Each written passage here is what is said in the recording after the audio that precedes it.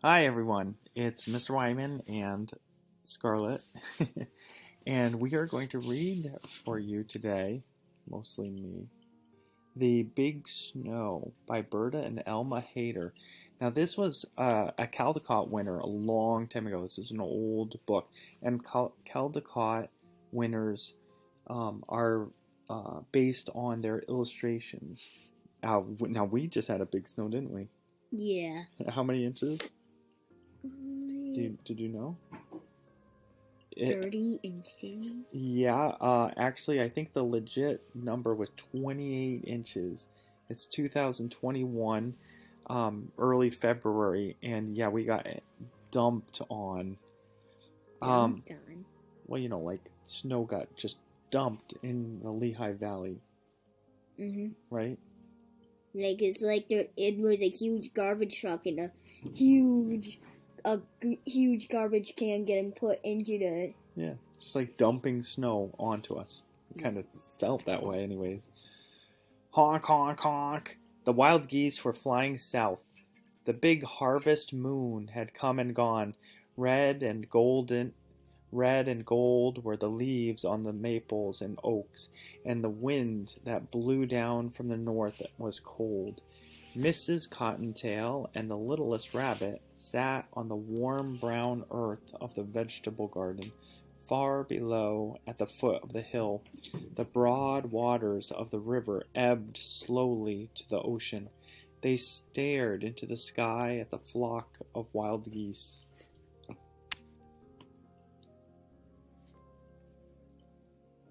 "You know what that means," said Mrs. Cottontail. The littlest rabbit shook his head. He couldn't speak because his mouth was full of carrot tops. He didn't know why the geese were flying south. This was the first time he had seen them. "That means that the cold winter days are near, and you will be needing a warm coat," said Mrs. Cottontail. So it seems like he's a baby. Yeah, very good. And what makes you think that?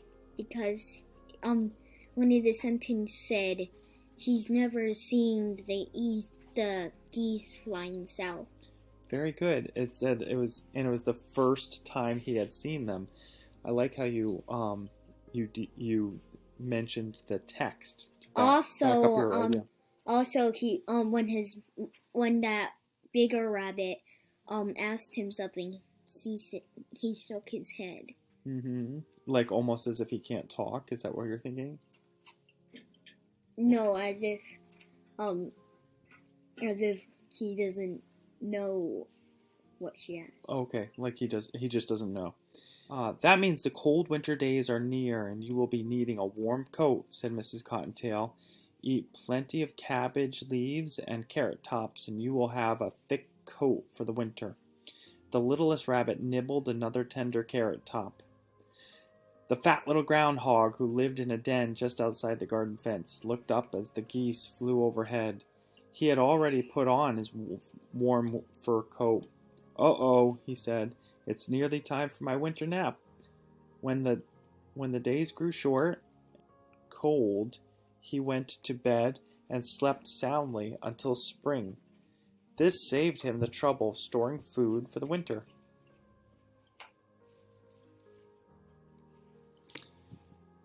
Mrs. Chipmunk, with her cheek pouches full of seeds, stopped for a moment beside the little stone house on the hillside.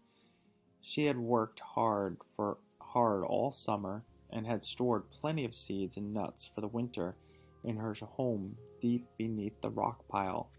"Brrr," she said. "It's getting cold. It's time for me to retire." Retire? Yeah, what's that mean? Stop out of business, like not gonna work anymore. Yeah, very good. So how could that apply to the chipmunk? It means like stop getting ready for the winter and just go to sleep for the winter. And relax and just wait for spring type of thing. A blue jay perched on the topmost bough of the sycamore looked at the geese flying in the sky high above the river. "Well, well, it's later than I thought." He flew to the big pine tree where the cardinals were resting. "Aren't you going south?" he asked. "No, indeed," replied the cardinals. "We can find plenty to eat here. We like winter." Do you know what color cardinals are? Oh, yeah, right. The red, aren't they? Yes, the bright red. And you'll never guess what color blue jays are. Blue. Yeah, Because it's saying it in the name of the bird. very good. Yeah. Sometimes that's not the case, but blue jays are blue. They're blue and white. Mm-hmm. Song sparrows chirped happily on the hillside. They paid no attention to the geese in the sky, for they did not mind the cold weather. They knew that the meadow grasses were heavy with seeds, and so were the birches and the ash trees. What are birches? Branches? No, that's a good guess. Birches, a birch tree is a type of tree. You remember what kind of tree the birch tree is? It's the kind that's white and it has the papery bark. Oh, yeah. Remember the story with you walking through the forest and it was really wet and damp and that wood is really quick dryer and you peeled it all into little pieces and made it into a ball and put it into the fire. That's right. Good memory. You can use use a memory like an elephant. an elephant. Good. You can use birch bark to make really fine. It's called kindling to start a fire. A bluebird sat on the roof of his house, built of cedar. He looked at a fat robin on the lawn below. "It's high time to go south," he called. "Not for me," said the robin. He tugged and pulled a fine fat worm out of the ground.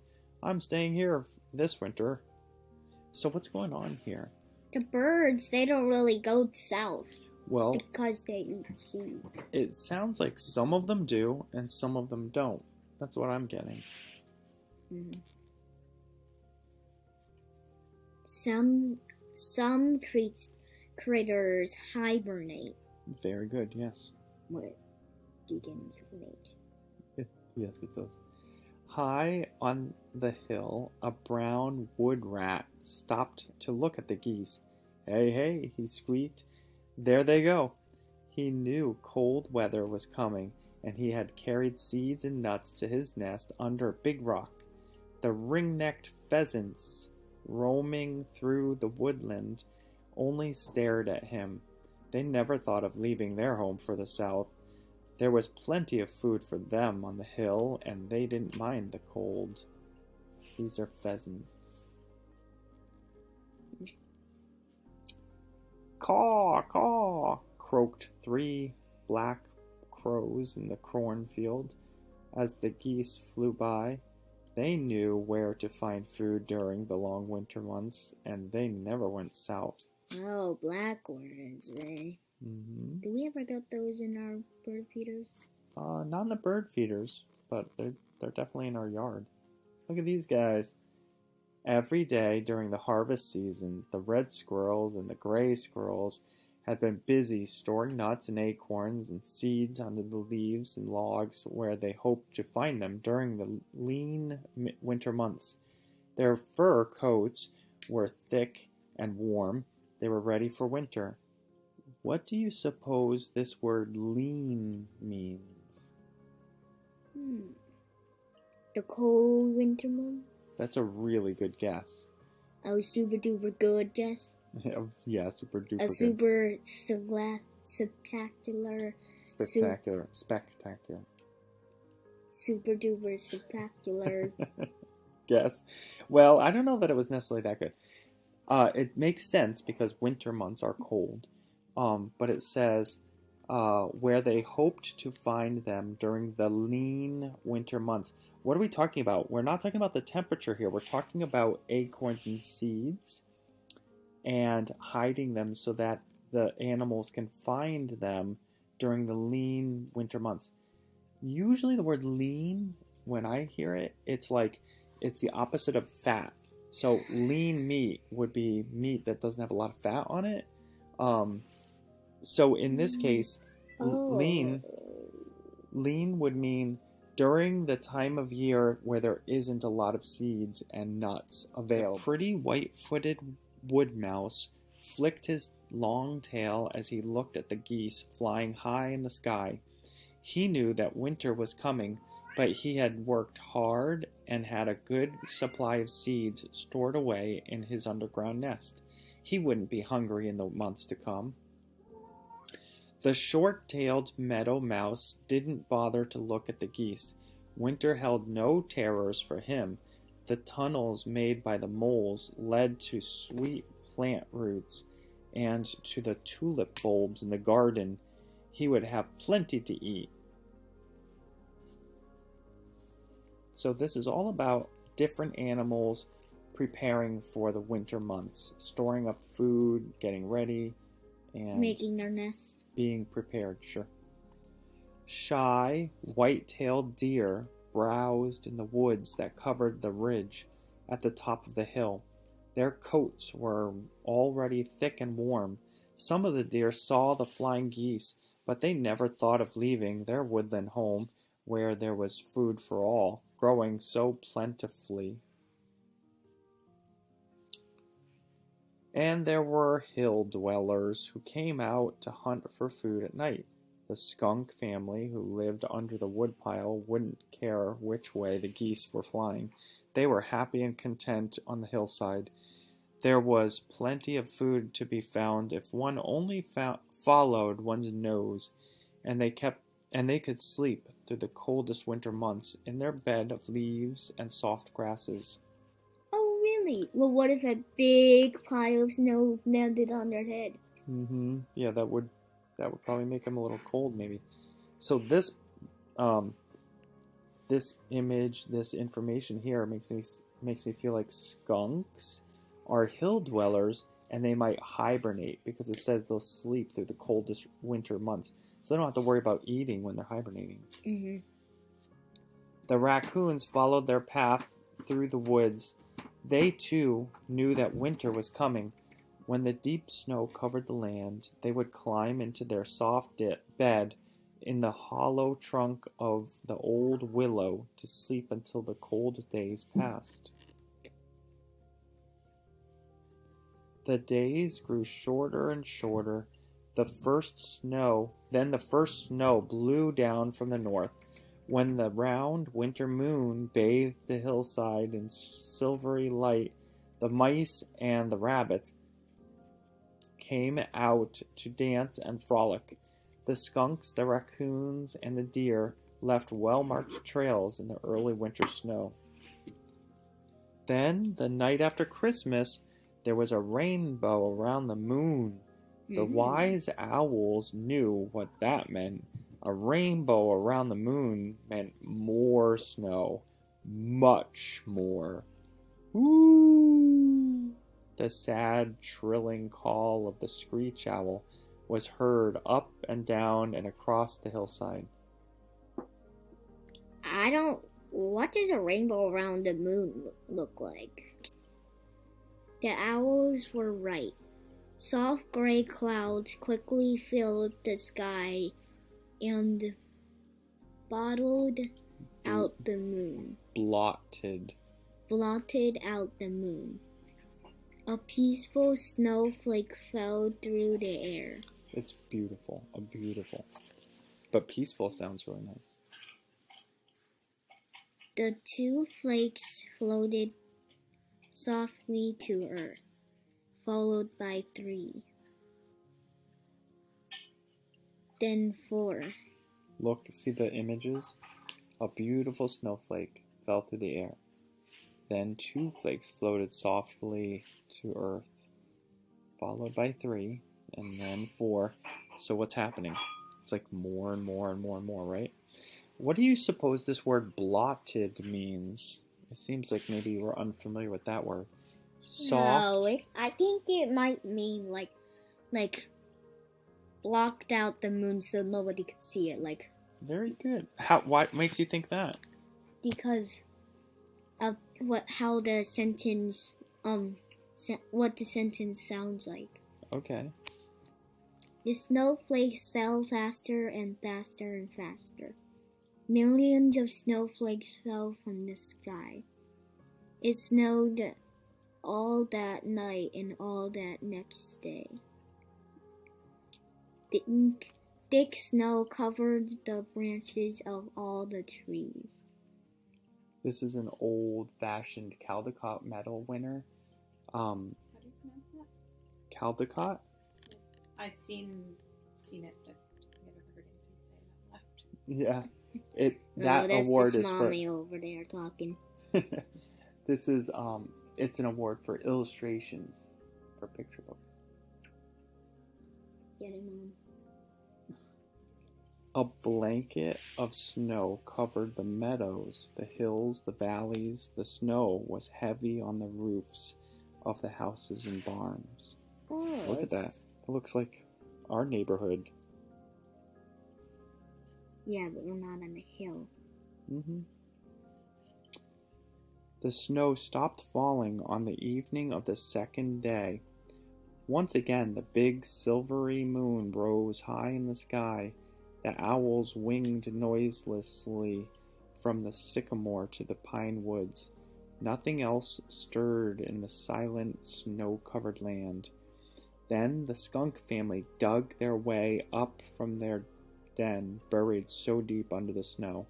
They sniffed and sniffed, but all their sharp noses smelled was snow. So they crawled back to sleep again in their soft den.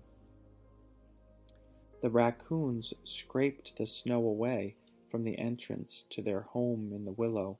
They stared in wonder at the snow, then they hurried back to sleep until spring in their soft, warm bed.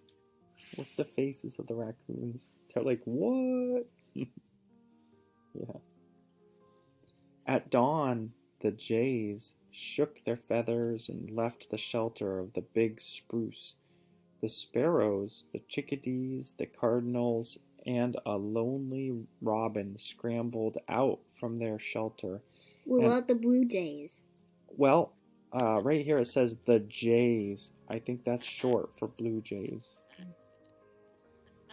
Flew from tree to tree, trying to find a place to perch on the heavy snow-laden branches.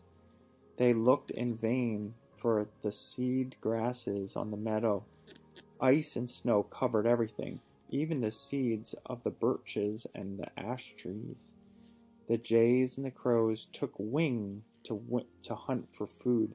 The jays flew north in great circles, and the crows flapped slowly south. What's take wing mean? It means like start flying away. Oh, yeah, very good. How about this word right here? It says snow-laden. What's that mean? Trying to find a place to perch on the heavy snow-laden branches. The branches are covered in snow. Yeah. Like whatever rains down from the sky covers the branches. Very good, yeah. The branches are loaded with snow, okay? Laden, I believe, is related to the word load. Like there's a load of snow on the branches. They're loaded down. Oh, look at these guys. The deer huddled together in the deep woods. Drifts of snow covered the bushes and grasses that furnished them with food. The deer were hungry. Mrs. Cottontail and the little rabbits were hungry too. They came out from their nests underground to hunt for food. Look, this is like me yesterday, shoveling. Yeah, but our house doesn't look like that. Yeah. Snow, snow, nothing but snow. And the birds and the animals of the hill were very hungry. Then the sun rose above the hills, clear and bright. The sharp eyes of the jays saw a little old man in a bright red cap come out of the stone house. He slowly shoveled a path through the deep snow. He was followed by a little old lady, or a little old woman, dressed all in green. She scattered seeds and nuts and breadcrumbs to right and to the left. The cry of the blue jays echoed over the hillside. Food, food, food, they cried again and again. All the birds on the hill heard the happy call. Caw, caw, caw, croaked the crows when they saw the little old woman put pans of food back of the house, and the little old man drag hay from the shed and scatter corn on the snow. Food, food, food, they called, and their cries were heard by the deer in the woodland away at the top of the hill. The squirrels heard them too, and raced through the treetops. The snow had covered their hidden stores of nuts and acorns, and they were hungry. The skunk family and the raccoons, deep in their long winter sleep, did not hear the crow's call. In her warm burrow under the rock pile, the chipmunk opened a sleepy eye. She ate a few peanuts, then she closed her eyes again to dream of the spring days to come. All of the other animals hurried as fast as they could through the snow to the little stone house. What were you laughing at? Just the idea of like all these animals rushing to this house to get food from the little old lady and little old man. It's like a fairy tale. Mm-hmm. The cardinals, the sparrows, the chickadees, and the lonely robin flew to the banquet, chirping and singing. The hungry pheasants in the woods heard the glad tidings and joined the happy throng. What would be a throng? It would be a group of individuals. A throng. Oh. The groundhog didn't wake up until the second day in February. Hey, guess what? That was yesterday. Yesterday was Groundhog's Day. Groundhog's Day? Yeah. He pushed up through the snow and looked about. The sun was shining brightly, and there, on the snow, the groundhog saw his shadow. Uh-oh, I know what that means, he said. There will be 6 more weeks of winter. And he hurried back to his den to sleep until spring. The groundhog was right. It was a long, cold winter for the birds and animals in the hill, but the little old man and little old woman put out food for them until the warm spring came. And that was the end of the big snow. The end. It's this end. Yeah. Whoa, okay, end. Did you enjoy it? Yeah. Yeah? What do you think this story was all about? Like hibernation and how the food, how animals get food, and how humans could help animals survive through the winter. Yeah, it is about that.